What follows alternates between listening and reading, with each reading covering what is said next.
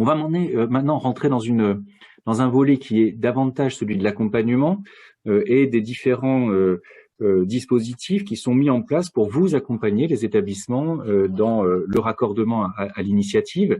Alors le webinaire, évidemment, en fait partie, ce webinaire auquel vous participez aujourd'hui, mais il y a un autre dispositif qui a été mis en place, Marie-Pierre, et qui est le groupe utilisateur. Donc Laure Coudrello l'a mentionné dans son allocution d'ouverture, ce groupe utilisateur qui a été lancé fin octobre. Est-ce que tu peux nous présenter un petit peu mieux sa genèse?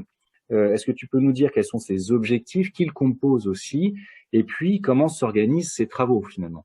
L'idée du groupe utilisateur Initiative Carte étudiante européenne est extrêmement simple. C'est plutôt que chacun se retrouve confronté aux mêmes questions, chacun dans son coin, chacun dans son établissement. Et bien tout simplement, joignons nos forces.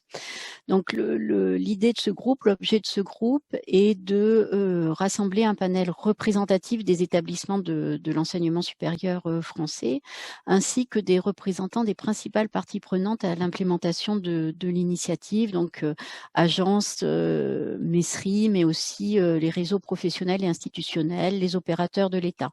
Donc j'ai une slide que je ferai passer tout à l'heure où vous pourrez voir tous les membres.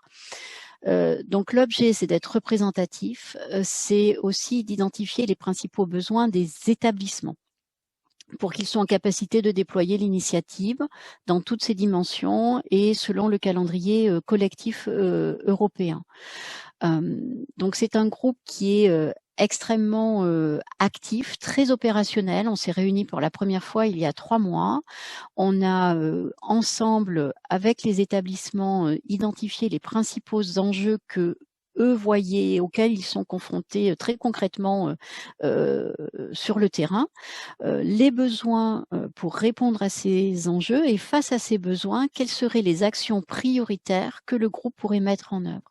Et donc chacune de ces actions aboutira à un livrable courant avril qui sera mis à la disposition de tous les établissements français. Donc c'est vraiment le groupe utilisateur, c'est le cœur du réacteur pour l'outillage aussi des établissements. Et c'est ce qui sera présenté notamment dans cette deuxième partie, les actions prioritaires et les livrables et comment cela peut aider dans l'accompagnement des établissements.